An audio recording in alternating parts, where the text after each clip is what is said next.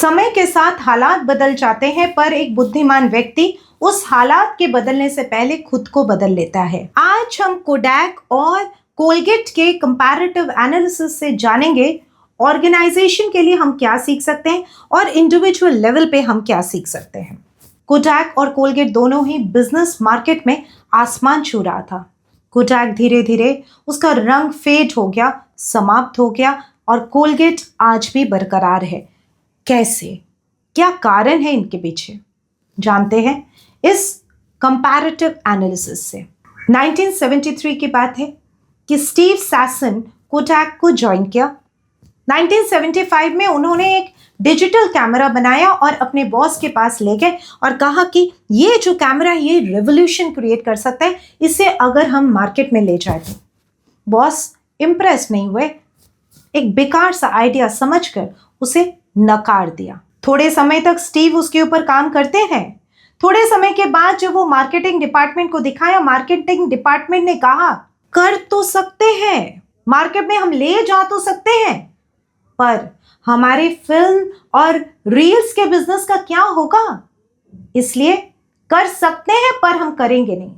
उनके मन में डर था कि उनके रील्स और फिल्म का बिजनेस नहीं चलेगा, पर उनको पता नहीं था कि डर के आगे जीत है। अब वही कहा जाता है कि वही आइडिया ले लिया सोनी ने, और सोनी आज भी मार्केट में अपना प्रेजेंस बनाया हुआ है। कोडैक 2012 में बैंक्रप्सी फाइल कर दिया। अब आते हैं कोलगेट में। 1950 की बात है, कोलगेट को अपना सेल्स और रेवेन्यू दोनों आगे बढ़ाना था। कोलगेट ने सोचा कि कैसे बढ़ाया जाए। उन्होंने एक आइडिया कंपटीशन अनाउंस कर दिया। आइडिया कंपटीशन जैसे ही अनाउंस किया, आसपास सभी जगह से आइडियाज आने लगे, बट कोई भी ऐसा कोई इंप्रेसिव आइडिया उनको नहीं मिला। एक व्यक्ति बाहर से आए और कहा कि मेरे पास ऐसा एक आइडिया है जो कंपनी के सेल्स को, बिजनेस को 40% तक बढ़ा सकता है। उसने ये भी दावा किया कि अगर मेरा आइडिया काम नहीं आया तो मैं $2 लाख देने के लिए तैयार हूं, लेकिन मेरे आइडिया का कीमत है $1 लाख। उस समय $1 लाख मतलब एक बहुत बड़ा अमाउंट था। तो कंपनी के मैनेजमेंट ने बोला thank you, we will get back to you, हम आपसे पुनः संपर्क करेंगे। समय बीतता गया, कोलगेट के पास ऐसा कोई ठोस आइडिया नहीं आया। अब कोलगेट ने फिर उस व्यक्ति को बुलाया और बोला कि बताओ तुम्हारा आइडिया क्या है, और उन्होंने सारे लीगल फॉर्मेलिटीज पूरे किए। उनको $1 लाख दे दिया। $1 लाख पाने के बाद उस व्यक्ति ने अपना आइडिया, जो कि एक एनवेलप में रखा हुआ था, उस एनवेलप को पेश किया। उस एनवेलप को खोलकर वो आइडिया बाहर निकला, जिसमें केवल 4 शब्द थे। वो 4 शब्द क्या थे? मेक द होल बिगर, यानी कि जो होल है कोलगेट का उसको बड़ा कर दो। इंडियन हैबिट ये है कि वो पूरे ब्रश में अपने टूथपेस्ट को लगाएगा, तो उसका कंजम्पशन ज्यादा होगा, आपकी सेल्स बढ़ जाएगी। तो इस आइडिया को इमीडिएटली कोलगेट ने वेलकम किया, एक्सेप्ट किया और इंप्लीमेंट किया, और वाकई में कोलगेट की सेल्स जबरदस्त बढ़ी।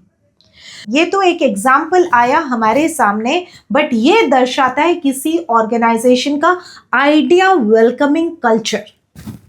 तो आइडिया वेलकमिंग कल्चर जिस भी ऑर्गेनाइजेशन में रहेगा, वो ऑर्गेनाइजेशन बहुत ही आगे बढ़ेगा, चाहे वो कोई कंपनी हो, चाहे वो कोई स्कूल हो, चाहे वो कोई भी जगह हो।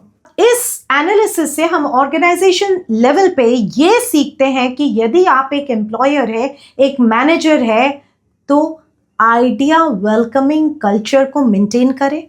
आइडिया को और आइडिया देने वाले दोनों को वेलकम करें, अप्रिशिएट करें, एक्नॉलेज करें, क्योंकि एक आइडिया को अगर आप क्रिटिसाइज करेंगे तो आपके 10 आइडियाज के दरवाजे आपने बंद कर दिए।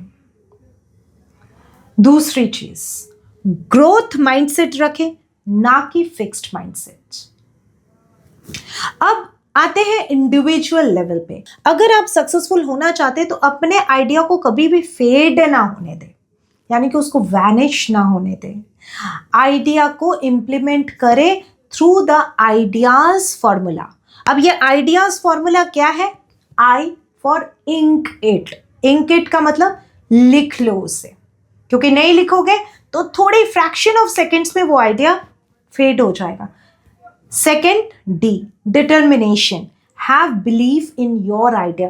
डिटरमाइन रहे कि आपका आइडिया काम जरूर करेगा। यदि आप खुद के आइडिया पे विश्वास नहीं रखोगे तो दूसरे लोग क्यों रखेंगे आपके आइडिया पे विश्वास? E for evolve. उस आइडिया के ऊपर मंथन करें और उसको और इवॉल्व होने दें।